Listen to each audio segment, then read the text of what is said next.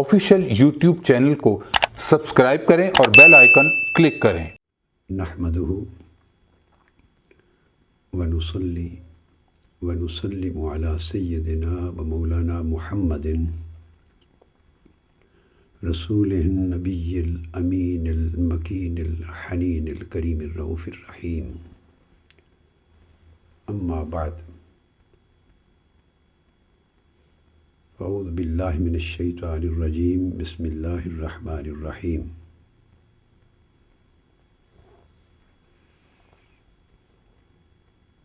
اقرأ بسم ربک الذی خلق، خلق الانسان من علق، اقرأ وربک الاکرم الذی علم بالقلم، علم الانسان ما لم يعلم، صدق اللہ مولانا العظیم۔ معزز حاضرین اور سامعین و ناظرین، بحمد اللہ تعالی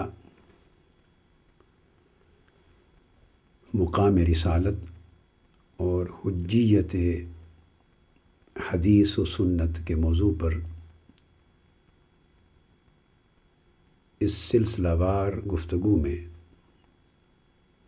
ہم نے آج کی نشست کی ابتدا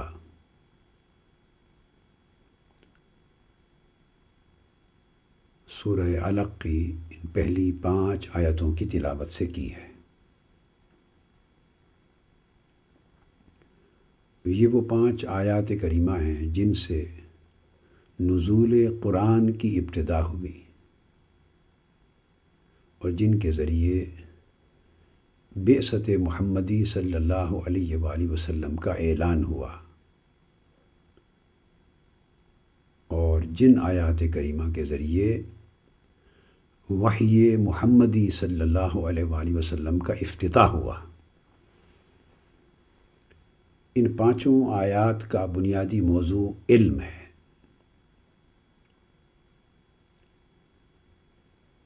سو آج ہم اس امر کو واضح کرنے کی انشاءاللہ تعالی کوشش کریں گے، اور یہ پچھلی گفتگو کے تسلسل میں آگے کئی نشستوں تک یہ موضوع چلے گا کہ نبوت و رسالت کا اصل امتیاز اور اصل اختصاص علم ہے۔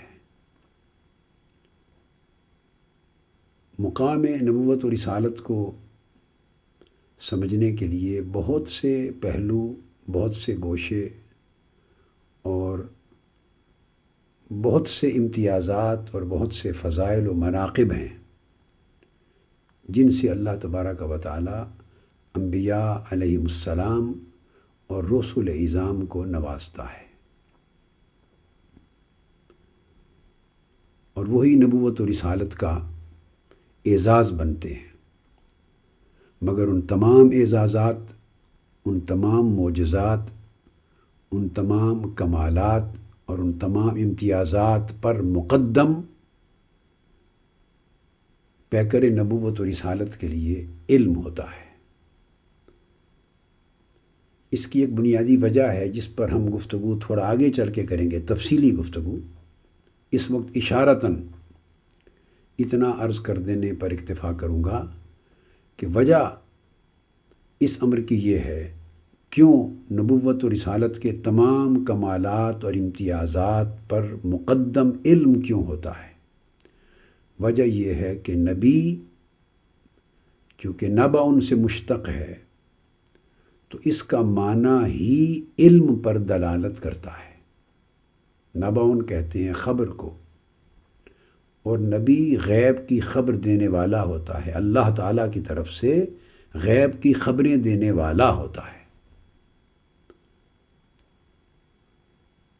وہ چونکہ انسانیت کی طرف مخبر اور معلم بن کے آتا ہے، اسی کے ذریعے عالم غیب کی خبر لوگوں کو ملتی ہے، اسی کے ذریعے احکام غیب کی اطلاع لوگوں کو ملتی ہے، اسی کے ذریعے عالم غیب سے جو تعلیمات آتی ہیں وہ لوگوں تک کنوے ہوتی ہیں، تو وہ علم ریسیو کرتا ہے اللہ تبارک و تعالیٰ کی وحی کی شکل میں، علم الہی کو جو نبی کی طرف اور رسول کی طرف نازل کیا جاتا ہے، اس کا ایک سمت میں اس علم الہی کا ریسیپینٹ ہوتا ہے، اس کو ریسیو کرتا ہے، ریسیور ہوتا ہے، اور دوسرے اینڈ پر وہ اس کا کنویئر ہوتا ہے، اس کو کمیونیکیٹ کرتا ہے، تیسرے اینڈ پر وہ اس کو انٹرپریٹ کرتا ہے، انٹرپریٹر ہوتا ہے، چوتھے اینڈ پر وہ اس کا ڈیمونسٹریٹر ہوتا ہے، اس کو ڈیمونسٹریٹ کرتا ہے۔ لہٰذا یہ تمام امور کی انجام دہی علم پر قائم ہوتی، چونکہ نبوت کا، رسالت کا بنیادی طور پہ مدار ہی اس علم الہی پر ہے جس سے نبی کو رسول کو نوازا جاتا ہے، جو نبی اور رسول پہ نازل کیا جاتا ہے، اسی سے نبوت اور رسالت تعبیر ہوتی۔ اس وجہ سے اس علم کو نبوت کا سب سے پہلا امتیاز، سب سے پہلا شرف اور سب سے پہلی فضیلت قرار دیا گیا ہے۔ قبل اس کے کہ ہم علم اور نبوت کا جو باہمی رشتہ ہے اس کی طرف آئیں اور علم اور رسالت کے باہمی تعلق کی طرف آئیں، میں سب سے پہلے تھوڑی سی گفتگو خود علم کے حوالے سے کرنا چاہوں گا کہ ائمہ علم نے، اکابر اسلام نے علم کی تعریف کیا کی ہے اور علم سے مراد کیا لیا ہے، اور قرآن علم سے مراد کیا لیتا۔ امام راغب اصفہانی وہ صاحب المفردات، وہ المفردات میں جو ان کی قرآنی لغت کی کتاب اور بڑی سند تصور کی جاتی ہے علم لغت میں اور معانی قرآن میں، تو اس میں فرماتے ہیں امام راغب اصفہانی کہ العلم ادراک الشیء بحقیقتہ، اور یہ اس کی ایک جامع مختصر ترین تعریف ہے جو تمام کتب فنون میں بھی آپ کو ملے گی، کہ کسی شے کو اس کی حقیقت کے حوالے سے، اس کی حقیقت کے مطابق جان لینا علم کہلاتا ہے۔ یعنی علم سے مراد یہاں جاننا ہے، مگر جاننا ایسا کہ جو اس شے کی حقیقت کے ساتھ مطابقت رکھے۔ امام غزالی فرماتے ہیں معرفت المعلوم علی ما ہوا بہی۔ تو اب آپ دیکھیے کہ امام راغب اصفہانی اور امام اشعری، ان دو کے ہاں علم سے مراد ادراک الشیء ہے، انہوں نے ادراک کو علم کہا، مگر ایسا ادراک، پرسیپشن، ایسا ادراک جو اس چیز کی حقیقت اور اس کی ماہیت پر، جس پر وہ قائم ہے، اس پہ حاوی ہو، یعنی جو اس کی حقیقت اور اس کی ماہیت کا جامع تصور دے اور اس کا صحیح تصور دے جیسے کہ وہ شے واقع ہے، اس ادراک کو، پرسیپشن کو انہوں نے علم کہا۔ امام غزالی نے علم کی تعریف ایسی کی کہ اس سے علم کا درجہ ایک سٹیپ اور اوپر ہو گیا، انہوں نے فقط اس کو ادراک نہیں کہا بلکہ کہا معرفت المعلوم علی ما ہوا بہی، کسی شے کو اس کی حقیقت و ماہیت کے حوالے سے جس پر کہ وہ قائم ہے، یہاں تک تو مشترک ہو گیا، اسے پہچان لینا علم ہے، تو انہوں نے معرفت کو علم کہا۔ وہاں صرف جاننا تھا، ایک فرسٹ سٹیپ تھا۔ اب امام غزالی کی تعریف میں گویا اس کی معرفت اگر ہو اسی شے کی، اس کی حقیقت کے ساتھ، اس کی معرفت کے ساتھ اور اس کے واقع ہونے کے ساتھ، مگر معرفت ہو تو پہچان لیا جائے تو یہ پہچاننا علم ہے۔ اس کے بعد امام جرجانی، انہوں نے جو منطق کے اور علوم معقولات کے اور علم کلام اور عقائد کے ائمہ میں سے ہیں امام جرجانی، انہوں نے تعریف کی اپنی کتاب التعریفات میں اور کہا هو الاعتقاد الجازم المطابق للواقع۔ اب انہوں نے ایک سٹیپ اور اپ گریڈ کر دیا علم کو اور کہا کہ علم ایک اعتقاد جازم کا نام ہے، یعنی امام اصفہانی اور اشعری نے اس کو کسی بھی چیز کی حقیقت کے اعتبار سے ادراک کر لینے، جان لینے کو علم کہا تھا۔ امام غزالی نے اسی اعتبار سے اس کی معرفت اور اسے پہچان لینے کو علم کہا، اور امام جرجانی نے اس کے جاننے اور پہچاننے پر ایک اضافہ یہ کیا کہ وہ جاننا اور پہچاننا اتنا مضبوط و مستحکم ہو کہ وہ عقیدے کی پختہ یقین کا درجہ پا سکے۔ الاعتقاد الجازم، یعنی اس کے جاننے میں، اس کی پہچان میں، اس کی صحت میں، اس کی واقعیت میں، اس کی درستگی میں پختگی ہو، استحکام ہو، مضبوطی ہو، گویا کسی قسم کی شک کی گنجائش نہ رہے۔ تو شک و شبہ اگر اس میں سے نکل گیا، ڈاؤٹس نکل گئے، پروبیبلٹی نکل گئی اور وہ علم یقینی بن گیا، تو انہوں نے اس معرفت کو اور اس ادراک کو جس میں یقین بھی آ گیا، جو کہ واقع کے مطابق ہے، یہ بات اوپر بھی بیان ہو چکی تھی کہ وہ شے جس طرح واقع ہو رہی ہے، جس طرح اس کا ظہور ہو رہا ہے، جس طرح وہ ایگزسٹ کرتی ہے، اس کی ایگزسٹنس کے عین مطابق پوری معلومات ہوں اور اس معلومات میں کوئی شک و شبہ نہ ہو اور وہ علم پروبیبل نہ ہو بلکہ ڈیفینٹ ہو، تو اس کو علم کہا۔ اب یہی امام ابن حزم جو اصول الفقہ اور فقہ کے امام ہیں، تو گویا لغت کے امام، عقیدہ کے امام اور شریعت کے اسرار شریعت کے امام اور منطق اور علم کلام کے امام اور فقہ اور اصول فقہ کے امام، یہ 5 کیٹیگریز بیان کر دی جو ان میں سے ہر ایک موضوع علم کی نمائندگی کرتا ہے۔ انہوں نے تعریف کی اپنی کتاب میں الاحکام فی اصول الاحکام، انہوں نے کہا ہوا تیقن الشیء علی ما ہوا علیہ، کسی شے کی اس کی حقیقت پر، کسی شے کا ایسا علم اس کی حقیقت کے ساتھ کہ وہ درجہ یقین پر پہنچ جائے، یعنی ایک شے جس حقیقت پر قائم ہے اس کا ایسا علم جو یقین ہو، تو انہوں نے تیقن الشیء یعنی کیٹیگوریکلی لفظ یقین استعمال کیا۔ تو ان کے ہاں جب تک علم مرتبہ یقین کو نہیں پہنچتا اس وقت تک وہ علم نہیں ہے، وہ اس کو ادراک بھی کہہ سکتے ہیں اور کوئی اور لفظ دے سکتے ہیں، مگر علم کا لفظ انہوں نے اس وقت استعمال کیا جب اس میں قطعیت آ گئی، تو گویا علم قطعی معلومات کے معنی میں استعمال ہوا۔ تو اب یہ جو پوری تعریف ائمہ نے بہت پہلے کی، یہاں ایک دلچسپ بات ہے کہ یہ جو ائمہ فقہ نے اور ائمہ اصول نے اور ائمہ فن نے اور ائمہ لغت نے ہمارے ہاں صدیوں پہلے، کسی نے 700 سال قبل، کسی نے 600 سال قبل، کسی نے 1000 سال قبل، کسی نے 1200 سال قبل آج سے علم کی جو تعریف کی تھی، اس وقت ویسٹرن ورلڈ کا جو انسائکلوپیڈیا آف فلاسفی ہے، یہ پریزنٹ ٹائم مغربی دنیا کا ارتقاء، اب ڈیفینیٹلی یہ تعریفیں اسلام کے ائمہ فن کی دی ہوئی صدیوں، 1000 سال سے بھی پہلے کی تعریفیں ہیں اور صدیوں پہلے کی ہیں، اور ویسٹرن ورلڈ میں انسائکلوپیڈیاز تو آج اس صدی میں 100 سال قبل تشکیل پائے ہیں اور 100 سال کے عرصے کے اندر بنے۔ تو انسائکلوپیڈیا آف فلاسفی کا جو والیوم 4 ہے، اس کے پیج 347 پر اسی طرح علم کی تعریف دی گئی ہے۔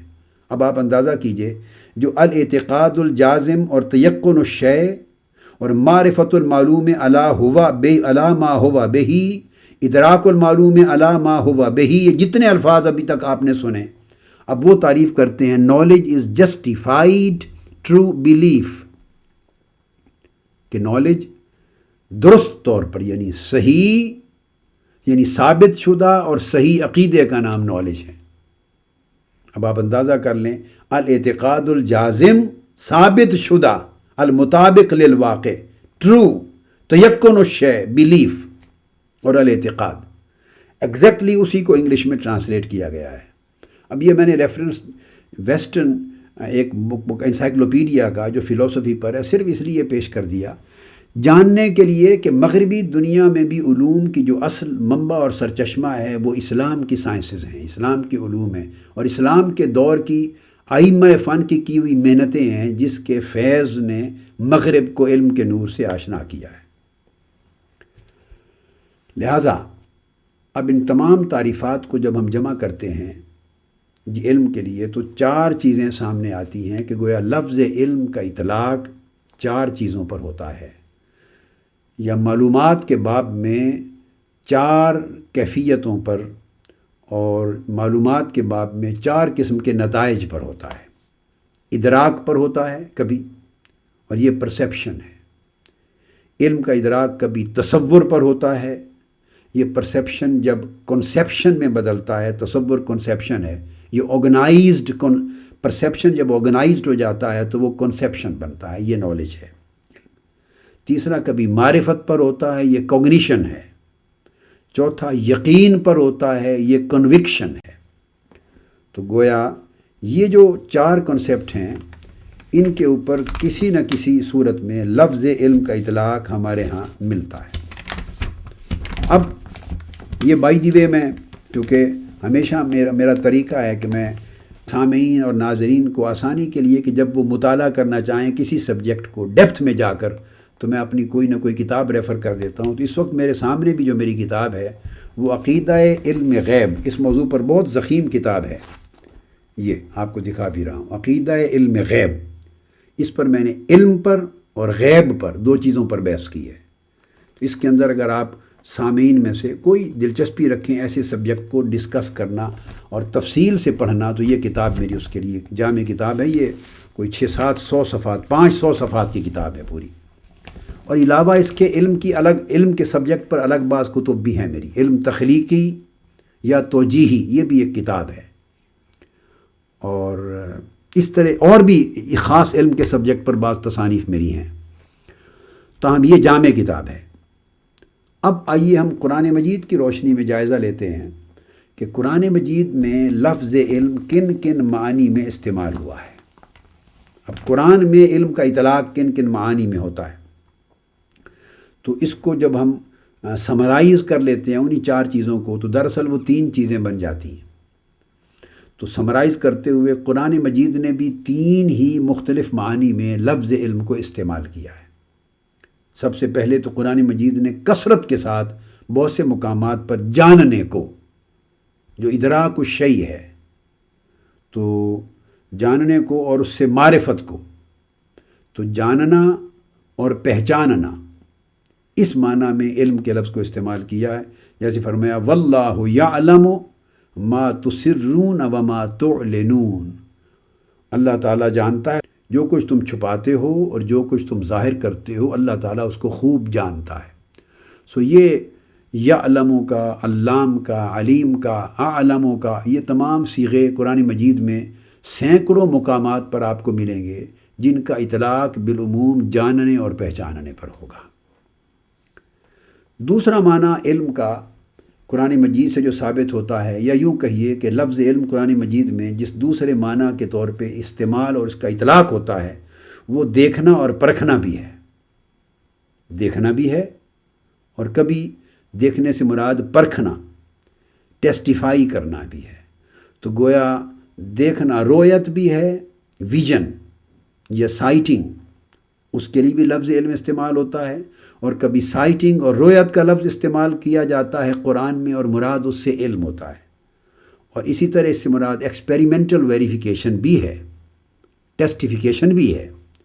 تو گویا علم جو ہے اس کا رویت کے معنی میں، دیکھنے کے معنی میں، پرکھنے کے معنی میں، تجربہ کرنے کے معنی میں، ان تمام معنی میں بھی لفظ علم استعمال ہوتا ہے۔ قرآن مجید میں فرمایا گیا سورہ محمد میں وَلَنَبْلُوَنَّكُمْ حَتَّى نَعْلَمَ الْمُجَاهِدِينَ مِنْكُمْ، البتہ ہم تم لوگوں کو آزمائیں گے، تم لوگوں کو ابتلا میں ڈالیں گے، آزمائیں گے۔ اور یہ آزمائش کیوں کریں گے؟ تاکہ معلوم کر لیں کہ تم میں مجاہد کون ہیں۔ اور یہاں معلوم کرنے سے مراد یہ نہیں کہ اللہ کو پہلے معلوم نہ تھا، نہیں، بلکہ یہاں ہے کہ تاکہ لوگ معلوم کر لیں، ان کے مجاہد ہونے کو ظاہر کر دیں، معلوم کروا دیں۔ یہ نعلم سے مراد لوگوں کو معلوم کروا دیں، ان کی چھپے ہوئے حال کو ظاہر کر دیں کہ کون مجاہد ہے اور کون نہیں ہے، کس کے اندر ایمان ہے، کس کے اندر نفاق چھپا ہوا ہے، تاکہ اس کو لوگ جان لیں، معلوم کر لیں۔ تو گویا یہ پروسیس پرکھوا کے ظاہر کر دینا، اجاگر کر دینا، تو اس دیکھنے کو لوگ دیکھ لیں، پرکھ لیں، اس کے لیے لفظ علم استعمال ہوا۔ اس طرح دوسرے مقام پر قرآن مجید میں ہے، جو سورہ آل عمران میں ارشاد فرمایا، ام حسبتم ان تدخلوا الجنہ ولما یعلم اللہ الذین جاہدوا منکم ویعلم الصابرین۔ کیا تم یہ گمان کیے ہوئے ہو کہ تم یوں ہی جنت میں چلے جاؤ گے، حالانکہ ابھی اللہ نے تم میں سے جہاد کرنے والوں کو پرکھا ہی نہیں ہے۔ اب یہ لفظ وَلَمَّا يَعْلَمِ اللَّهُ الَّذِينَ جَاهَدُوا مِنْكُمْ، لفظ آیا ہے یعلم، علم کا، مگر معنی ہے حالانکہ اللہ تعالیٰ نے کہ تم میں سے حقیقی مجاہد کون ہیں ان کو پرکھا ہی نہیں ہے، جانچا ہی نہیں ہے۔ وَيَعْلَمَ الصَّابِرِينَ، اور نہ ہی صبر کرنے والوں کو جانچا ہے۔ تو جانچنے، تولنے، پرکھنے کو بھی علم کہا گیا ہے۔ تو یہاں علم کے اندر دراصل گویا ایکسپیریمنٹل ویریفیکیشن کا، تجربی توثیق کا معنی پایا جاتا ہے۔ تو یہ وہ علم ہے جس سے سائنٹیفک نالج کی بنیاد بنی ہے، قرآن اس کی بنیاد بنا ہے۔ ایکسپیریمنٹل ویریفیکیشن، سائنس میں بھی ایک ہائپوتھیسس، ایک آئیڈیا ہوتا ہے، ہائپوتھیسس بنتی ہے، اس سے انسان ایک ایکسپیرینس کرتا ہے۔ تو ایکسپیرینس سے جب ایکسپیریمنٹل ویریفیکیشن ہوتی ہے اور بار بار ہوتی ہے تو اس سے تھیوری وجود میں آتی ہے، اور اعلیٰ ازل قیاس پھر اس کی توثیق ہوتی چلی جائے تو پھر وہ لاز بنتے ہیں۔ تو گویا سائنس کے ہاں بھی علم کی ابتدا ہائپوتھیسس مفروضہ کے بعد ایکسپیریمنٹل ویریفیکیشن علم کی، سائنس کے علم کی بنیاد بنتا، اور سائنس کا علم نام ہی تجربے کی توثیق کا ہے۔ اب یہ بنیاد بھی قرآن مجید نے اس تصور کی رکھی کہ تجربہ کر کے، پرکھ کر، ابتلا میں ڈال کر، آزمائش میں ڈال کر، تجربے کی بنیاد پر پرکھنا، جانچنا، اس کو قرآن مجید نے علم قرار دیا۔ سورہ توبہ میں بھی ارشاد فرمایا، وَلَمَّا يَعْلَمِ اللَّهُ الَّذِينَ جَاهَدُوا مِنْكُمْ وَلَمْ يَتَّخِذُوا مِنْ دُونِ اللَّهِ وَلَا رَسُولِهِ وَلَا الْمُؤْمِنِينَ وَلِيجًا، حالانکہ ابھی اللہ نے ایسے لوگوں کو متمیز ہی نہیں فرمایا۔ اب یہاں ایکسپیریمنٹل ویریفیکیشن، تجربی توثیق کے ذریعے پرکھ کر، جانچ پرکھ کرنے کے بعد ان کو متمیز کر دینا، نکھار دینا، ظاہر کر دینا، دوسروں سے ڈیفرینشیٹ کر دینا، اس کیفیت کو اجاگر کر دینا، تو گویا اس کی کوالٹیز، اس کے کریکٹرسٹکس، اس کے سیلینٹ فیچرز کے ساتھ ظاہر ہو جانا اور کسی کو ظاہر کر دینا، اس کو علم کہا ہے کہ اس کے سیلینٹ فیچر نمایاں ہو جائیں، اس کے چھپے ہوئے کریکٹرسٹک اجاگر ہو جائیں، اس کی اندر جو ان بلٹ پراپرٹیز اور کوالٹیز ہیں وہ نمایاں ہو جائیں، اس طرح کہ وہ شے دوسروں سے ڈیفرینشیٹ ہو جائے، دوسروں سے متمیز ہو جائے، جدا اور امتیاز حاصل کر لے۔ اس کیفیت اور اس مرتبے کو قرآن مجید نے یہاں علم کہا۔ اب یہ دیکھیے، یہ مزید سائنٹیفک نالج، سائنٹیفک پروسیس میں نالج کی مزید ایڈوانسمنٹ کا ایک سٹیج ہے۔ متمیز، ابھی امتیاز ہی نہیں کیا، جنہوں نے تم میں سے جہاد کیا اور اللہ کے سوا اور اس کے رسول کے سوا اور اہل ایمان کے سوا کسی اور کو محرم راز نہیں بنایا، اللہ کے وفادار رہے، صرف اللہ کے رسول کے وفادار رہے، صرف اہل ایمان کے وفادار رہے، جہاد کیا اور وفادار رہے۔ ایسے لوگوں کو ابھی تک اللہ تعالیٰ نے اس بھٹی میں سے گزار کے متمیز نہیں کیا، ڈیفرینشیٹ نہیں کیا دوسروں سے، تاکہ غلط اور صحیح کا امتیاز ہو سکے۔ تو غلط اور صحیح کا امتیاز ہو جانا، اس کنڈیشن کو علم سے تعبیر کیا ہے قرآن مجید نے۔ اس کے بعد تیسرا معنی ہے، یہ سٹیپ بائی سٹیپ اسی طرح قرآن میں بھی علم کا تصور اپ گریڈ ہوتا جا رہا ہے۔ پھر تیسرا لفظ ہے، تیسری جگہ پر قرآن مجید میں لفظ علم حق اور یقین کے معنی میں استعمال ہوا ہے، قطعیت کے معنی میں۔ اب اس میں تمام یہ جتنے پروسیسز ہوتے ہیں اس کے اندر پروبیبلٹیز کی ڈگریز رہ جاتی ہیں، کہیں 100% پروبیبلٹی تھی، پھر تجربات سے گزرے 90% ہو گئی پروبیبلٹی، یعنی ظنی شک و شبہ کی کیفیت اور ظن کی کیفیت، 60% پروبیبلٹی رہ گئی، 50%، حتیٰ کہ کم ہوتے ہوتے 10% رہ گئی۔ پھر ایک سٹیج آتی ہے سائنس میں بھی اسی طرح، پروبیبلٹیز کو جب رول آؤٹ کرتے چلے جاتے ہیں تمام، تو بالآخر ایک سٹیج آتی ہے طویل مدت کے بعد کہ ہزارہا تجربات کی توثیق مختلف اینگل سے، مختلف جہتوں پر جب ایک ہی نتیجے پر پہنچے اور ابھی کبھی بھی دوسرا نتیجہ اس سے مختلف وجود میں نہ آئے، تو پھر وہ تھیوری لا بن جاتی ہے۔ آپ جیسے بے شمار تھیوریز ہیں تو پھر لا ہو جاتا ہے، تو اس کو لا آف گریویٹیشن کہتے ہیں، جیسے کشش ثقل، اب یہ نظریہ نہیں رہا، اب یہ قانون بن گیا ہے، تو گویا وہ علم نظریے سے بلند ہو کر قانون کے درجے پہ چلا جاتا ہے۔ تو جس کو سائنس قانون کہتی ہے، لا کہتی ہے، وہ دراصل علم قطعی اور علم یقینی کا مقام ہے۔ اب قرآن مجید اس کنسیپٹ کو دیتا ہے، فرمایا فَاعْلَمُوا أَنَّمَا أُنزِلَ بِعِلْمِ اللَّهِ، لوگو یقین کر لو اور اچھی طرح یقین سے جان لو کہ قرآن فقط اللہ کے علم سے اتارا گیا ہے، یعنی قطعی طور پہ اس کا اترنا حق ہے۔ قرآن محض اللہ کے علم سے اتارا گیا ہے، یعنی قطعی طور پہ اس کا اترنا حق ہے، اس میں اس کے علم میں کسی قسم کا شک و شبہ نہ کیا جائے۔ تو پھر ایک اور مقام پر قرآن مجید نے اسی علم کے بیان میں علم الیقین کا لفظ یوز کیا ہے، قرآن ہی نے۔ یہ آیت جو ہے سورہ ہود کی تھی، تو علم الیقین کا لفظ یوز کیا ہے۔ پھر ایک اور مقام پر قرآن مجید نے عین الیقین کا لفظ یوز کیا ہے کہ ایک ہے یقین کا علم، ایک ہے مشاہداتی یقین، یعنی پورے مشاہدے کے ساتھ اس کو عین الیقین کہا ہے، اور ایک جگہ آگے چل کے قرآن مجید نے حق الیقین کا لفظ یوز کیا ہے۔ تو گویا یہ جو یقین ہے جس کو علم کہا ہے، پھر اس یقین کے بھی 3 مرتبے بیان کیے، علم الیقین، اس سے بلند عین الیقین، اس سے بلند حق الیقین۔ اور اس مقام پر جہاں حق الیقین آیا ہے، مرتبہ نبوت محمدی صلی اللہ علیہ وسلم کو اور صداقت و حقانیت رسالت محمدی صلی اللہ علیہ وسلم کو قیامت کے انعقاد کی طرح اس کو حق الیقین کے درجے کا علم قرار دیا ہے۔ تو یہ گویا پہلے لغت میں اور اصطلاح میں علم کی تعریفات کا ذکر تھا، اب قرآن مجید میں علم کا اطلاق اور استعمال کن کن معنی میں ہوا۔ تو دیکھا آپ نے یہاں بھی پرائمیریلی بیسک وہ 3 کنسیپٹ ہیں، گویا 3 اس میں سے نہریں جاری ہوتی ہیں تصور علم کی۔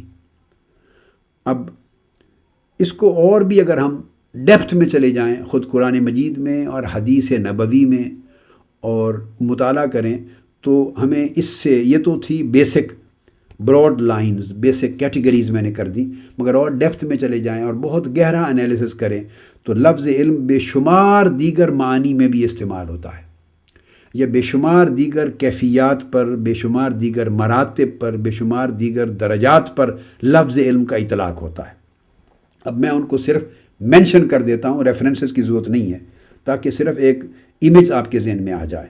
تو میں نے عرض کر دیا کہ کبھی ادراک یعنی پرسیپشن پر علم کا استعمال ہوتا ہے، کبھی اس سے آگے بڑھ کر تصور پر، کنسیپشن کا علم کا لفظ استعمال ہوتا ہے، کبھی شعور پر، کانشسنس پر علم کا استعمال ہوتا ہے، کبھی لفظ علم حفظ پر، کسی چیز کے محفوظ یاد رہ جانے، میموری پر علم کا استعمال ہوتا ہے، کبھی ذکر پر، ریممبرنس پر لفظ علم کا استعمال ہوتا ہے، کبھی تذکر پر، ریکولیکشن، اس پر لفظ علم کا استعمال ہوتا ہے قرآن مجید میں۔ پھر قرآن مجید میں یہ آپ یوں سمجھ لیجیے کہ اتنی اقسام بن جائیں گی علم کی، اتنی سائنسز بن جائیں گی جو صرف علم کی مختلف کیفیتوں اور ماہیتوں کو ڈیل کریں گی۔ اسی طرح قرآن مجید نے کبھی معرفت کے لیے، جو کوگنیشن ہے یا کوگنیزنس ہے، اس کے لیے لفظ علم استعمال کیا ہے۔ پھر قرآن مجید نے فہم اور ذکا اور فہم کے لیے بھی، کمپریہنشن، اس کے لیے بھی لفظ علم کا استعمال کیا ہے۔ کبھی قرآن مجید نے فقہ، انڈرسٹینڈنگ، اس کے لیے لفظ علم کا استعمال کیا ہے۔ کبھی قرآن مجید نے عقل، انٹلیکٹ، افلا تعقلون کے معنی میں افلا تعلمون، تو انٹلیکٹ کے معنی میں، عقل کے معنی میں استعمال کیا ہے۔ کبھی قرآن مجید نے درایت، جس کو انگلش میں نالج کہتے ہیں، اس میں لفظ علم کا استعمال کیا ہے۔ اب آپ اندازہ کریں، کبھی حکمت، وزڈم، اس کے معنی میں لفظ علم کا استعمال کیا ہے، اور کبھی خود علم، علم الیقین، یقین کو کہا ہے علم، اور یقین کا میں عرض کر چکا ہوں کہ علم میں علم الیقین بھی کہا، یقین سے مراد کنوکشن ہے، کبھی علم الیقین کے لیے لیا، کبھی عین الیقین کے لیے لیا، کبھی حق الیقین کے لیے لیا۔ پھر کبھی مائنڈ، ذہن، یہ چیز ذہن میں مفہوم ہو گئی تو اس کے لیے بھی لفظ علم کا استعمال ہوا. کبھی ایک فکر، تھاٹ ڈیولپ ہوتی ہے، تھاٹ، اس کے لیے لفظ علم کا اطلاق ہو گیا. کبھی گیس کرنا، اسیس کرنا، ایویلویٹ کرنا، اس کو بھی علم کہا ہے. تقدیر اس معنی میں آ جاتا ہے، علم کا ہے. تو کبھی جو فتنہ یعنی فطانت ہے، سگیسٹی، اس کے لیے لفظ علم کا استعمال کیا ہے. کبھی الخاطر، یہ جو خیال اور ارادہ ہے، نوشن، اس کے لیے علم کا استعمال کیا ہے. کبھی وہم، ایک تصور کے نچلے درجے کی چیز ہے، امیجینیشن، یہ لفظ علم ظنی کے لیے ہے، وہم علم ظنی، مگر اس کے لیے بھی لفظ علم استعمال کیا ہے. کبھی فقط ظن کو، سپوزیشن بھی علم کہہ دیا ہے، مگر بہر صورت مراد اس سے علم ظنی ہوتا ہے یا فقط ظن ہوتا ہے. کبھی خیال کو، ایک آئیڈیا کو علم کہہ دیا ہے. کبھی بدایہ اور البدیہ، جو سیلف ایویڈنٹ کوئی چیز ہو، سیلف ایویڈنٹ، خود اپنی دلیل ہو، اس کے لیے جو لفظ علم کو استعمال کیا ہے. کبھی الرؤیا، ویژن، اس کے لیے لفظ علم استعمال کیا ہے. کبھی انٹیلیجنس اور انٹلیکٹ پر، انٹیلیجنس پر لفظ علم استعمال کیا ہے. کبھی خبر پر، انٹیمیشن، اس پر لفظ علم استعمال کیا ہے. کبھی رائے یعنی اوپینین اور ویو، اس پر یہ لفظ علم استعمال کیا ہے. کبھی فراست پر، یہ استدلالی فراست ہے، فور سائٹ، اس کے لیے لفظ علم استعمال کیا ہے. اور کبھی اسپریچول انٹیوشن، اس کے لیے لفظ علم استعمال کیا ہے. اور یہ تمام درجات انسانی ذرائع کے تھے. یہ تمام 30 میں نے آپ کے سامنے اقسام گنی ہیں علم کی، 30. یہ ساری 30 اقسام انسانی علم کی مختلف برانچز بنتی ہیں. مگر ان سب سے اوپر پھر اللہ رب العزت نے وحی، اللہ تبارک و تعالیٰ جو وحی انبیاء پہ نازل کرتا ہے، اس کے لیے لفظ علم استعمال کیا ہے. اس پر ہم گفتگو ریفرنسز کے طور پہ آگے کریں گے انشاءاللہ. تو حتمی اور قطعی طور پر آخری درجہ علم وحی الہی کو قرار دیا گیا ہے، تو وہ بھی لفظ علم ہے. کبھی کتاب کے لیے لفظ علم، یہ سارے اب وحی کے مرتبے میں آ جاتے ہیں. اس کو کبھی وحی کہا، کبھی کتاب کہا، کبھی تنزیل کہا. یہ سارے مرتبہ علم میں، تو ان کے لیے لفظ علم استعمال کیا ہے کئی مقامات پر. اب یہ قرآن مجید کے گویا 31 ریفرنسز میں نے کوٹ کیے، اور ریفرنسز اس طرح بنے کہ یہ 31 برانچز بن گئی نالج کی جب قرآن مجید میں لفظ علم کے استعمال کو ہم دیکھتے. 31 برانچز بن گئی. اب اس کے بعد جس موضوع پر آ رہے ہیں وہ اس تصور کو واضح کرنا ہے، اس علم کے معنی کو، علم کے مفہوم کو، علم کی مراد کو، علم کے لفظ کے استعمال کو، اس کے اطلاقات کو قرآن مجید کی روشنی میں اور حدیث نبوی صلی اللہ علیہ وسلم میں استعمال کے معنی اور مرادات کو سمجھ لینے کے بعد اب ہم ڈائریکٹلی اب اس سبجیکٹ پہ آ رہے ہیں کہ علم اور نبوت اور رسالت کا تعلق کیا ہے، جس سے میں نے آج کی گفتگو کا آغاز کیا تھا. میں نے عرض کیا تھا کہ نبوت اصلاً علم ہے، اور وہ علم ان 30 درجوں کا نہیں ہے جن کی میں نے مثالیں قرآن مجید سے دیں. وہ دراصل آخری 31واں درجہ ہے، 31st سٹیج، آخری درجہ ہے جو وحی ہے. تو وہ علم جو وحی کے درجے کا ہے، جو اللہ رب العزت کی طرف سے منزل ہے، جس کی حتمیت میں کسی شک کی گنجائش نہیں رہتی، جس کی قطعیت میں کسی شک کی گنجائش نہیں رہتی، جو صرف حق الیقین کے درجے کا علم ہے، وہ جو علم ہے وحی الہی کا، وہی نبوت کا اصل، اساسی اور بنیادی اور اولی امتیاز ہے. اب جب اس چیز کی بات کرتے ہیں تو اس کے لیے ہم اب انبیاء علیہ السلام کے ریفرنس قرآن مجید سے دیکھیں گے. اور وہ بڑی دلچسپ چیز کہ قرآن مجید نے جا بجا انبیاء علیہ السلام کی خاص فضیلتوں کو بیان کرتے ہوئے سب سے پہلا اور سب سے بڑا امتیاز ہی قرآن مجید نے انبیاء کا علم قرار دیا ہے. سب سے پہلا امتیاز علم قرار دیا ہے. اب آئیے اس کی چند نمونے قرآن مجید سے ایکسپلین کروں کہ کس طرح اللہ تبارک و تعالیٰ نے شان نبوت کو امتیاز ہی علم کے ساتھ عطا کیا ہے. اب آپ اندازہ کر لیں گے. اور شان رسالت کو سب سے بڑا جو منفرد وصف ہے، جس کے ساتھ اس کی عزت، جس کے ساتھ اس کی تکریم، جس کے ساتھ نبوت و رسالت کی تعظیم، جس کے ساتھ اس کی کمال درجہ رفعت و عظمت کو متمکن کیا ہے، لوگوں کے ذہنوں میں ان کو متمیز کیا ہے پوری دنیا کی عظمتوں سے، اور ان کو پوری دنیا کے ذہنوں میں اجاگر جاگزیں کیا ہے، اور کیٹیگوریکلی روز اول سے اس کو سب سے پہلا امتیاز اور شرف قرار دیا ہے۔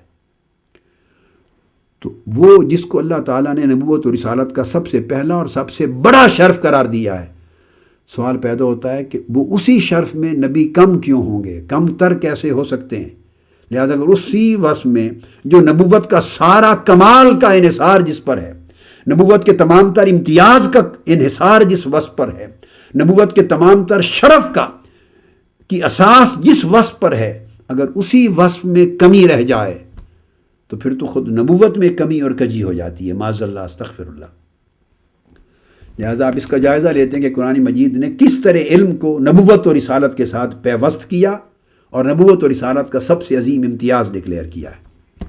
آئیے تو سب سے پہلے سورہ بقرہ میں حضرت داؤد علیہ السلام کا ذکر کیا۔ اللہ رب العزت نے ارشاد فرمایا وَآتَاهُ اللَّهُ الْمُلْكَ وَالْحِكْمَةَ وَعَلَّمَهُ مِمَّا يَشَاءُ۔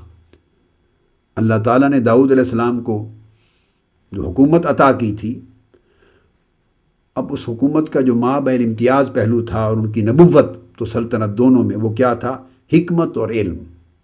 اللہ نے ان کو حکمت عطا کی، وَعَلَّمَهُ مِمَّا يَشَاءُ، اور اسے جتنا چاہا علم عطا کیا۔ اب حکمت عطا کی، ملک عطا کیا، جب علم کی بات آئی علمہ مما یشاء، تو اس کے لیے مما یشاء کہہ کر جتنا چاہا اتنا علم عطا کیا، تو علم کی بے کراں وسعت کا ذکر کر دیا ہے۔ پھر قرآن مجید میں ارشاد فرمایا گیا تمام انبیاء علیہ السلام کے لیے، سورہ انبیاء میں تمام انبیاء کا اوپر ذکر کر کے پھر قرآن مجید نے ایک کلاز یہاں لگا دی جو کولیکٹیو کلاز ہے، تمام انبیاء کو شامل ہے، انکلوسیو ہے۔ فرمایا وَكُلًّا آتَيْنَا حُكْمًا وَعِلْمًا، اور ہم نے سب کے سب انبیاء کو اور سب کے سب رسولوں کو حکمت اور علم سے بہت نوازا ہے۔ تو یہ تمام انبیاء کے ایک شرف کو یہاں جو بیان کیا ایک مقام پر، جہاں تمام انبیاء کا ذکر کر کے وہ علم و حکمت کو بیان کیا، وَكُلًّا آتَيْنَا حُكْمًا وَعِلْمًا۔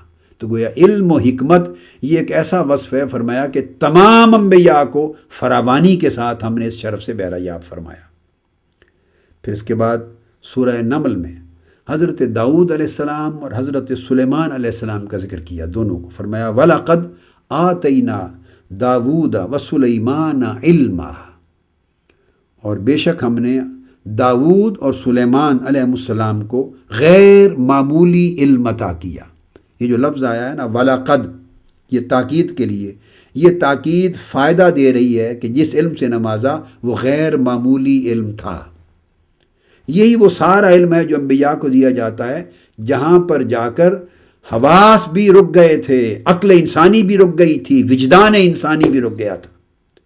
اس لیے تو اس علم کو سب سے بڑا بلند و بالا وصف نبوت اور وصف رسالت قرار دیا جا رہا ہے۔ وہ ظنی علم تھے، ان میں شکوک تھے، شبہات تھے، التباسات تھے، ابہامات تھے، غلطی کے امکانات تھے، پروبیبلٹیز تھیں۔ وہ نالج ڈیفینٹ نالج نہیں تھے، اور پھر لمیٹڈ تھے، کنڈیشنل تھے، کوالیفائڈ تھے، ان کے اندر حدود تھی، اور ہر ذریعہ علم اپنے علم کو اوپر لے گیا اور ایک سطح پہ جا کے وہ رک گیا، اور اس سے اوپر کے حقائق کے ادراک کے لیے وہ بے کس ہو گیا۔ اس سے اوپر کا ذریعہ علم عقل ایک بہت اونچے مقام تک پہنچی، اور ایک سطح پر جا کر وہ بھی رک گئی، اور اس کے علم نے اس سے ماورائی حقیقتوں کے ادراک کا اور اس کی خبر دینے کا انکار کر دیا، معذرت کر دی۔ وجدان اس سے اوپر لے گیا انسانی علم کو، مگر وہ بھی انسانی بساط کی حد تک، انسانی کائنات اور اس کی بساط تک گیا، اور ایک سٹیج آئی کہ اس نے بھی اس سے اوپر کی خبر دینے سے معذرت کر دی، کہا ہاں کچھ سدھ بدھ آتی ہے مگر اس کی حقیقت کی خبر نہیں ہے، ماہیت کا ادراک نہیں ہے، سو میں قطعی علم نہیں دے سکتا۔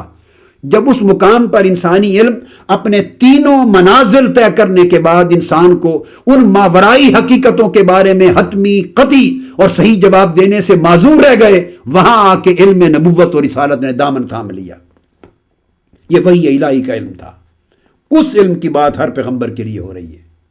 پھر ارشاد فرمایا سورہ یوسف میں حضرت یوسف علیہ السلام کا ذکر کرتے ہوئے وَلَمَّا بَلَغَ أَشُدَّهُ آتَيْنَاهُ حُكْمًا وَعِلْمًا.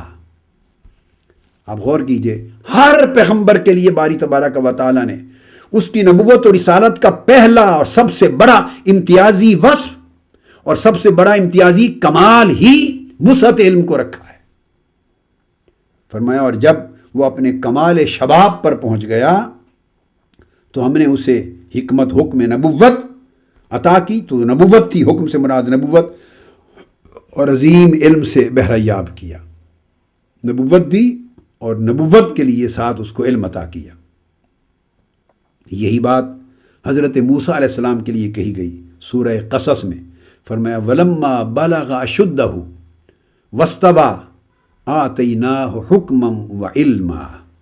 اور جب وہ پورے شباب پر پہنچے اور اپنی تمام ذہنی صلاحیتوں کی تکمیل ہو گئی، وہ ان کے اعتبار سے درستگی سے تکمیل کے ساتھ اپنے مقام پر عالم شباب کو پہنچ گئیں ساری، تو پھر ہم نے انہیں حکمت نبوت عطا کی یا حکمت عطا کی اور علم سے نوازا. ہم نے علم عطا کیا.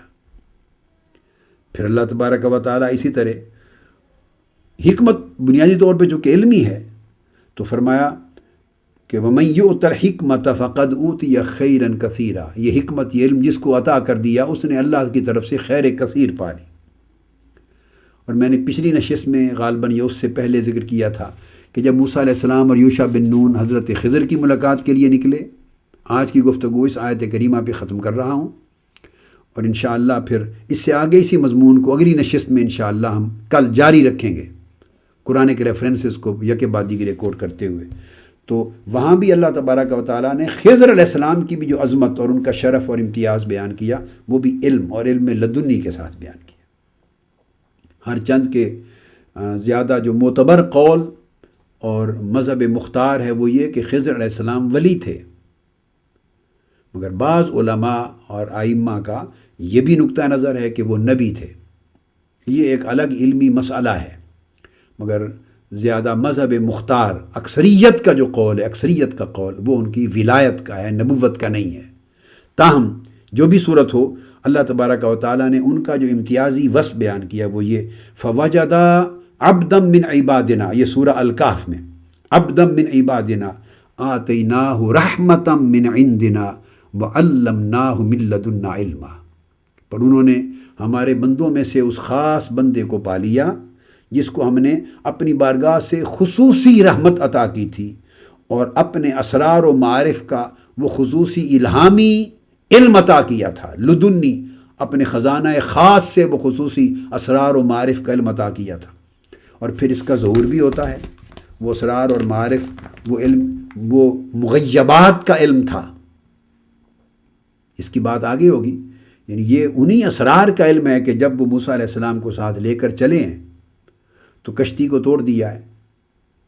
اب ظاہری طور پہ وہ بادشاہ دکھائی نہیں دے رہا تھا، مگر سوال کا جواب دیتے ہوئے فرمایا کہ اس لیے توڑا ہے کہ بادشاہ پیچھے آ رہا ہے، اچھی کشتیوں کو غصب کر رہا ہے، چھین رہا ہے. اس کو میں نے اس لیے توڑ دیا کہ یہ غریب بچوں کی کشتی تھی، اگر وہ اسی حالت میں رہتی تو بادشاہ غصب کر لیتا. اب ٹوٹی کشتی دیکھ کے چھوڑ دے گا. تو دیکھا یہ جو کچھ مخفی تھا، اسرار میں تھا، اس کا علم ملا. اس کی قرآن مجید نے اس کو ڈیمونسٹریٹ کروایا ہے، اس کی دلیل دی ہے. آگے بڑھے ہیں تو چھوٹے سے بچے کو جو بچوں کے ساتھ کھیل رہا تھا اس کو قتل کر دیا، اور پوچھنے پر بعد میں جواب دیا اس لیے کہ بڑا ہو کر یہ کافر بنتا، فاسق، فاجر، نافرمان اور کافر بنتا، اور اپنے والدین کے ایمان کو اور ان کی آخرت کو بھی برباد کرتا، خراب کرتا. سو میں نے اس کو مار دیا تاکہ کفر و طغیان کے نقصانات سے یہ اور اس کے والدین بچ جائیں، اور اللہ کے حضور التجا کی کہ وہ ان کا نعم البدل عطا کریں. اور پھر اس کے بدلے میں اللہ نے ان کو بیٹی عطا کی. وہ والدین کی خدمت گزار بھی ہوئی، اور اس بیٹی کی نسل سے پھر درجنوں انبیاء علیہ السلام اللہ پاک نے دنیا میں بھیجے، اس کی نسل سے پیدا ہوئے. بعض مفسرین نے 40 انبیاء کا ذکر کیا، بعضوں نے 70 انبیاء کا ذکر کیا. تو یہ بھی عالم غیب کے اسرار میں سے تھا جس علم کو ڈیمنسٹریٹ کیا انہوں نے۔ تیسرا، جب وہ آخر پہ ایک کریا میں گئے گاؤں میں، جنہوں نے کوئی استقبال بھی نہیں کیا، میزبانی بھی نہیں کی، تو گرتی ہوئی دیوار کو آپ نے تعمیر کر دیا۔ تو موسیٰ علیہ السلام کے پوچھنے پر جواب دیا، پھر وہ اسرار کے غیبی علوم میں سے تھا۔ فرمایا کہ اس دیوار کے نیچے اس بچے کے بزرگ آباء و اجداد میں سے جو بزرگ تھے وہ خزانہ دفن کر کے گئے ہیں،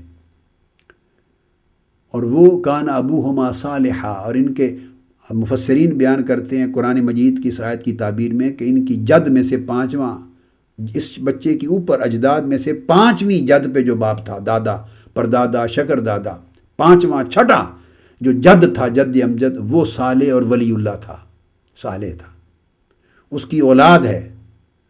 اور یہ یتیم بچے ہیں، یہ دیوار گرنے والی تھی تو خزانہ شہر والے لوگ ننگا ہو جاتا، خزانہ اٹھا کے چوری کر لیتے، تو میں نے تعمیر کر دی تاکہ جوان ہونے تک خزانہ محفوظ کر لے، پھر اللہ تبارک و تعالیٰ ان کو آگاہ کر دے گا اور یہ اپنا خزانہ سنبھال لیں گے، محفوظ کرنے کے قابل ہو جائیں گے۔ تو دیکھو ان کی، اس بچوں کی جد میں پانچویں جد کے اوپر ایک آدمی کا ولی اللہ ہونا بھی معلوم کر لیا، اور دیوار کے نیچے زیر زمین چھپا ہوا خزانہ بھی دیکھ لیا۔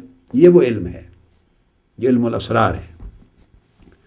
تو آج کی گفتگو یہاں ختم کرتے ہیں۔ میں نے چند تذکرے کیے، باقی انشاءاللہ کل کی نشست میں کریں گے۔ کہ خلاصہ کلام یہ ہے کہ نبوت اور رسالت کا جو بنیادی امتیاز ہے اور بنیادی خصوصیت ہے وہ علم ہے، اور وہ علم ظنی نہیں، علم قطعی ہے جو اللہ رب العزت کی طرف سے ملتا ہے۔ اور انسانی ذرائع علم، جہاں تمام کے تمام ذرائع لاجواب ہو جاتے ہیں، وہاں نبوت کا اور رسالت کا علم انسان کے دامن کو تھامتا ہے اور اس کے سوالات کا جواب دیتا ہے۔ فما علینا الا البلاغ۔ آفیشیل یوٹیوب چینل کو سبسکرائب کریں اور بیل آئیکن کلک کریں۔